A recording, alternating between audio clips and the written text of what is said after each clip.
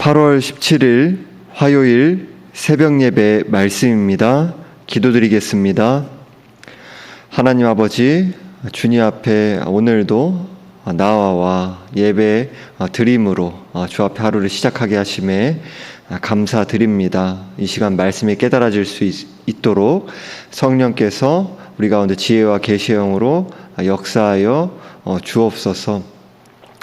또한 우리들이 들은 말씀이 우리 안에서 성령을 통하여서 또 일하며 그 말씀이 우리의 삶을 변화시키며 깨달은 말씀이 단지 우리의 지식에만 머물고 스쳐 지나가는 것이 아니라 순종함으로 또 삶의 예배로 이어져 나갈 수 있도록 도와주옵소서.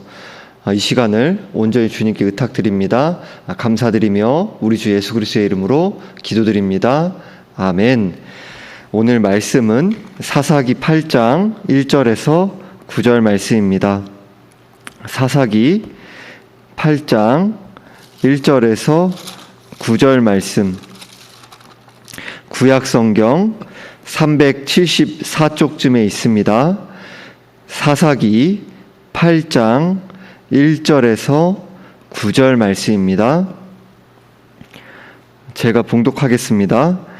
에브라임 사람들이 기드온에게 이르되 내가 미디안과 싸우러 갈 때에 우리를 부르지 아니하였으니 우리를 이같이 대접함은 어찌 됨이냐 하고 그와 크게 다투는지라.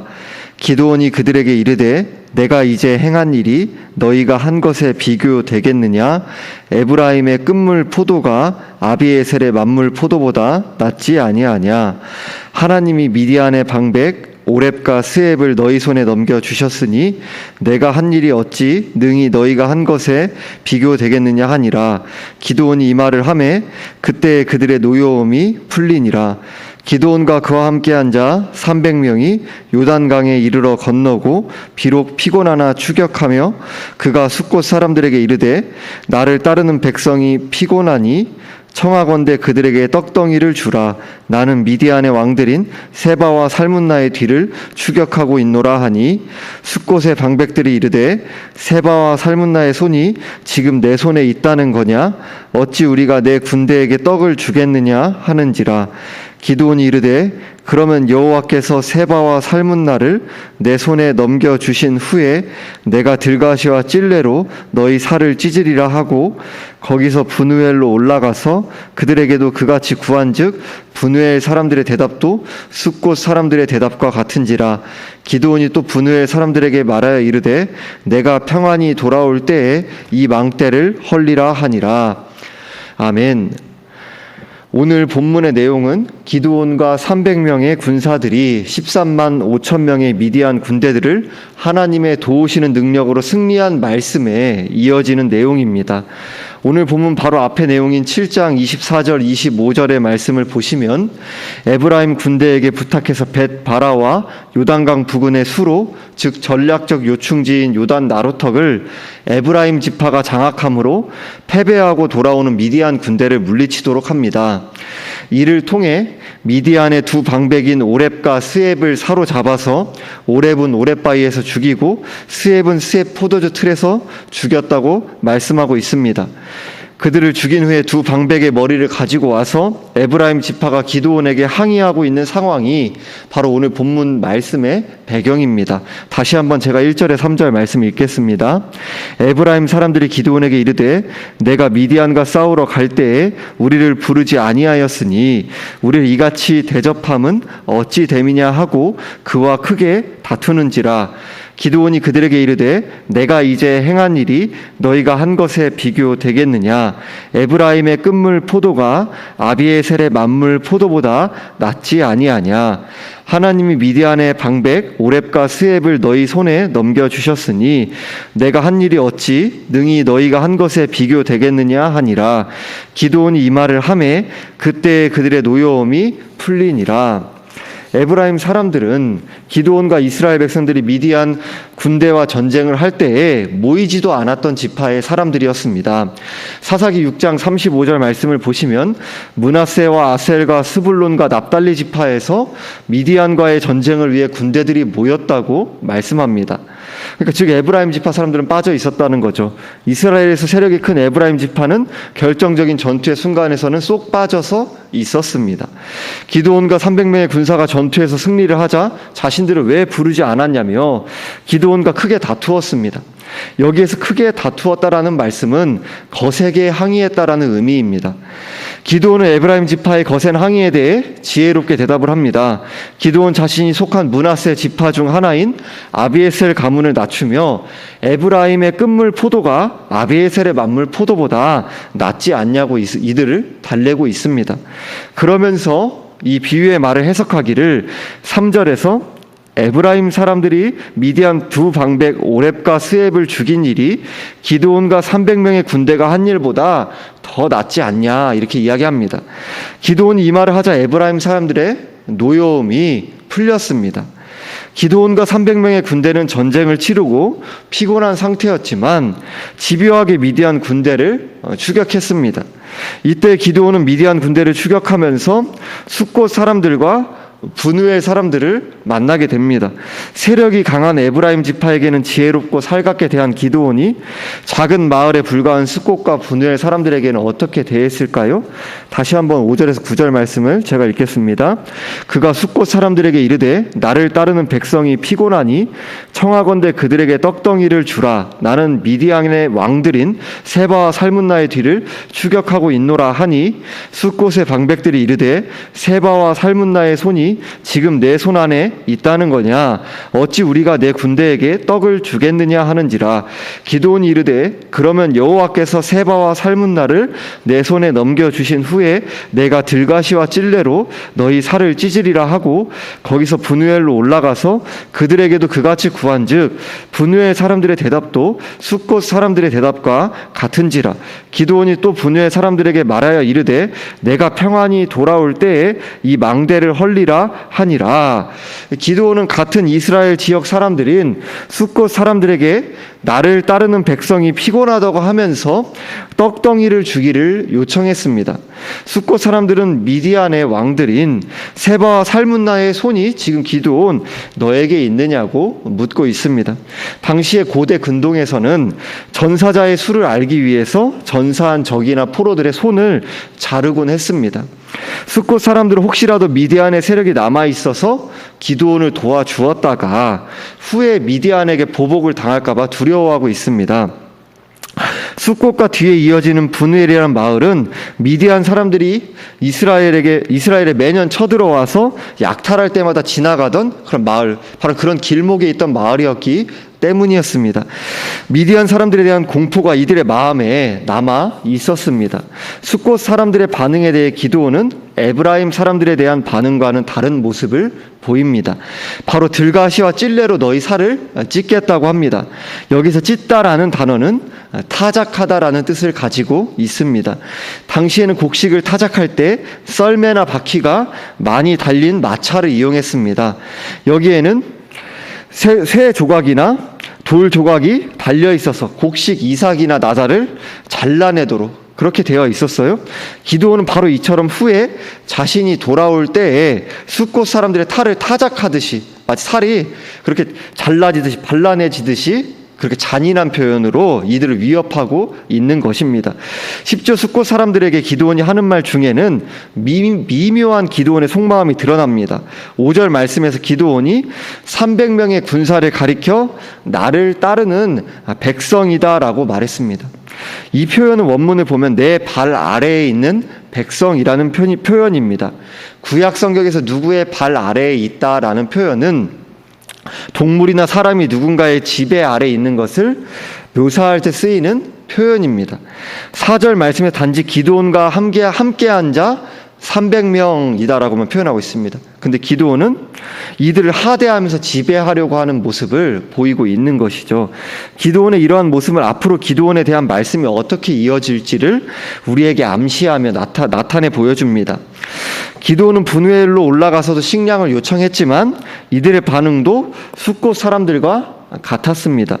이에 대해 기드온은 자신이 평안히 돌아올 때에 분우엘의 망대를 헐겠다라고 적개심을 가지고 표현하고 있습니다.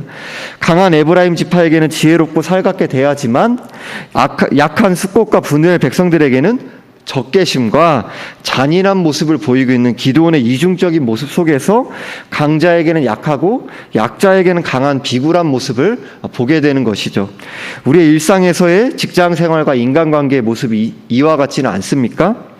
우리의 일상생활에서의 삶이 공평과 정의와 자비의 하나님의 성품의 모습을 드러내고 있는지, 차별 없이 우리에게 구원을 주신 하나님의 그 공평의 모습, 그 자비의 모습, 또한 그런 차별하지 않는 그런 모습을 보이고 있는지, 아니면 이해관계에 따라 변덕이 심한 삶의 모습을 하고 있지는 않은가, 우리 자신을 돌아보기 원합니다. 이어지는 10절 말씀을 보시면 본래 13만 5천이던 미디안 군대 중에 세바와 살문나에게는 15,000명 정도의 병력만 남아있다고 말씀합니다. 많은 숫자의 군대가 죽어서 줄어들었지만 여전히 300명의 기드온과 함께하는 군대에 비해서는 훨씬 많은 병력인 것이죠. 그래서 11절 말씀에서 미디안 병력들은 안심하고 있었습니다. 기드온과 300명의 군대들은 그때를 틈타 미디안 군대를 급습해서 미디안의 온 진영을 격파하고 미디안의 두 왕 세바와 살문나를 사로잡았습니다. 기드온은 미디안 군대를 물리치고 헤레스 비탈 전장에서 돌아오다가 자신이 보복하기로 했던 숫곳에 한 소년을 사로잡고 숫곳의 방백들과 장로들에 대한 정보를 얻게 됩니다. 그리고 숫곳에 쳐들어가 외칩니다. 제가 15절 말씀을 읽겠습니다. 기드온이 숫곳 사람들에게 이르러 말하되 너희가 전에 나를 희롱하여 이르기를 세바와 살문나의 손이 지금 내 손 안에 있다는 거냐? 어찌 우리가 내 피곤한 사람들에게 떡을 주겠느냐 한 그 세바와 살문나를 보라 하고, 원문에서는 세바와 살문나를 보라라고 기드온의 말이 시작합니다.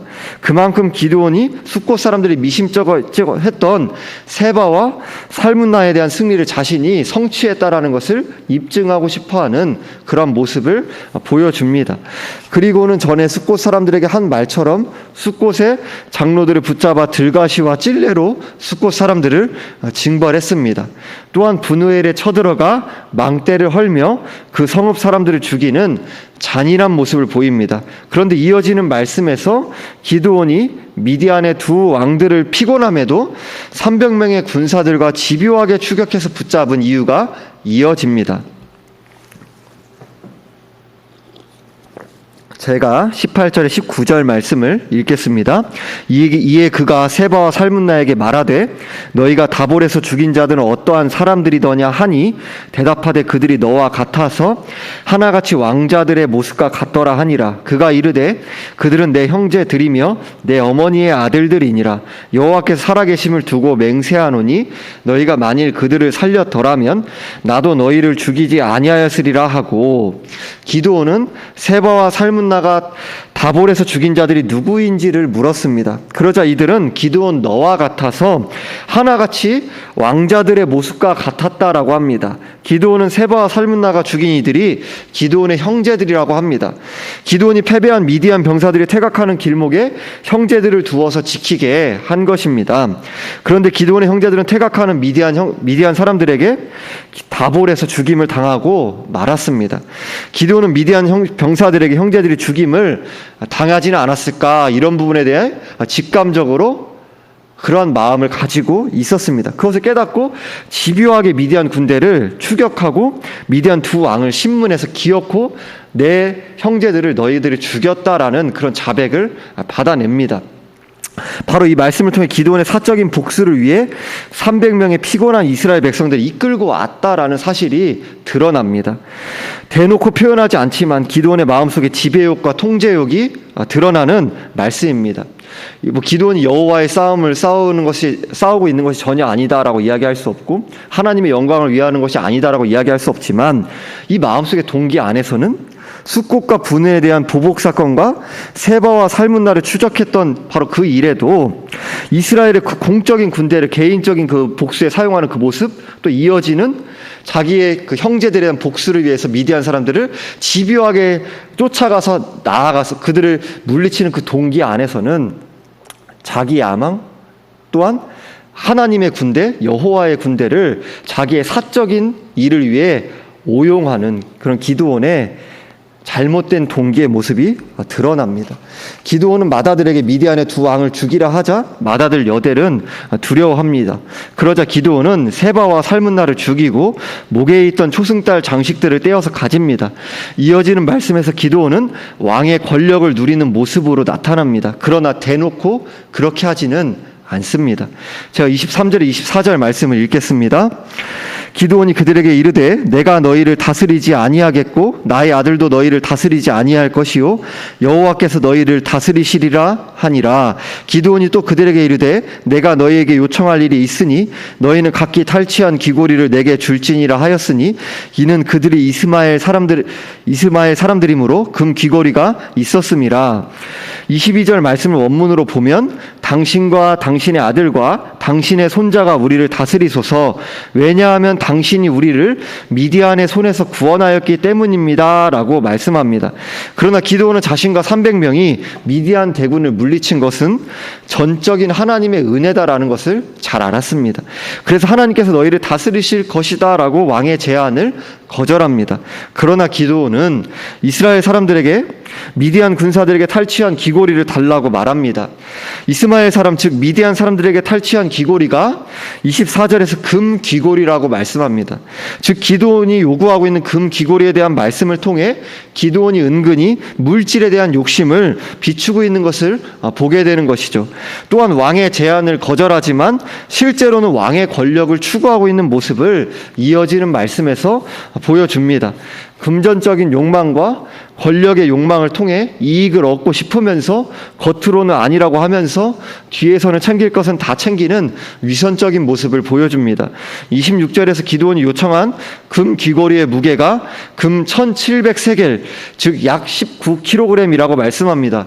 이어지는 말씀에서 기드온은 결정적인 실책의 모습을 보여줍니다. 제가 27절 말씀 읽겠습니다. 기드온이 그 금으로 에봇 하나를 만들어 자기의 성읍 오브라에 두었더니 온 이스라엘이 그것을 음란하기 위함으로 그것이 기드온과 그의 집에 올무가 되니라. 기드온은 그 금으로 대제사장의 예복에 딸린 에봇을 만들었다라고 말씀합니다. 그리고 자신의 성읍 오브라에 두었고 온 이스라엘이 그것을 음란하게 위했다고 말씀합니다. 에봇 자체는 잘못된 것이 아니며 이스라엘의 정당한 전통 가운데 있는 것입니다. 이스라엘 백성들은 금으로 만든 에봇을 보고 마치 이방신처럼 우상 숭배를 하였습니다.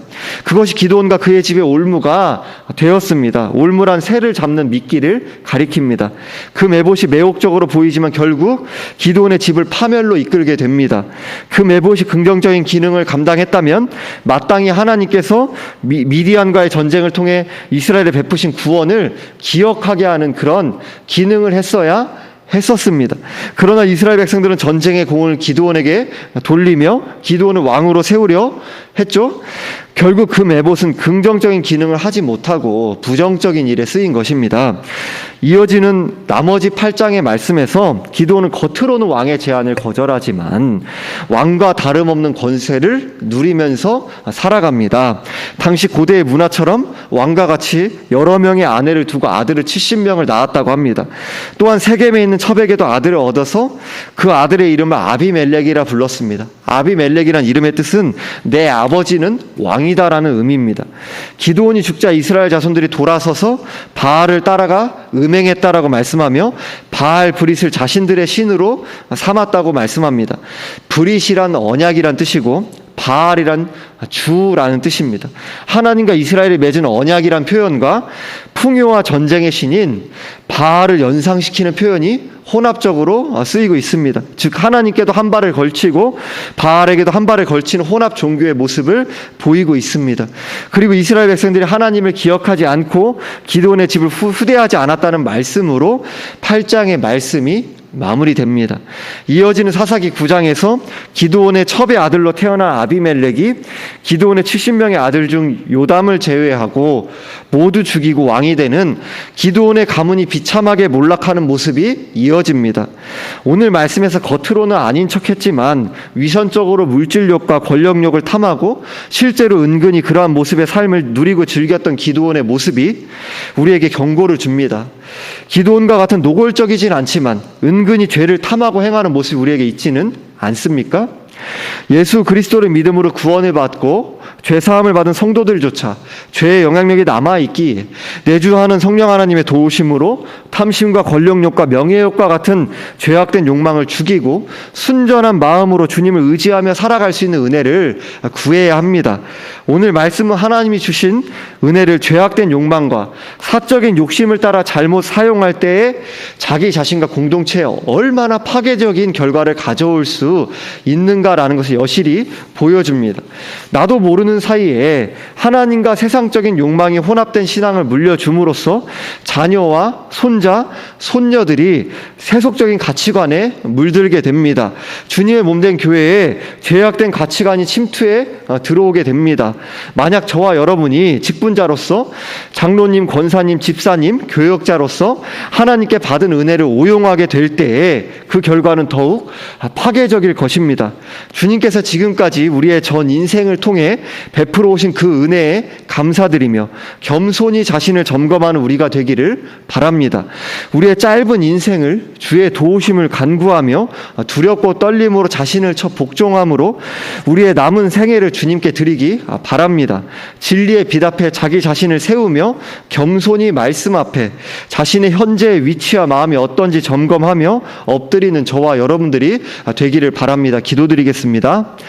하나님 아버지, 오늘 기드온에 대한 말씀을 통해서 우리들이 오랜 신앙생활의 그 모습을 통해 겉으로는 흠이 없는 모습일 수 있지만 그 안에 우리 안에 너무나도 추악하고 너무나도 더럽혀져서 그렇게 얼룩져 있는 죄악으로 물들어 있는 그런 마음이 우리 가운데 있다면 주여 깨달을 수 있도록 성령이여 우리 마음을 비추어 주사 깨달을 수 있는 은혜를 허락하여 주옵소서.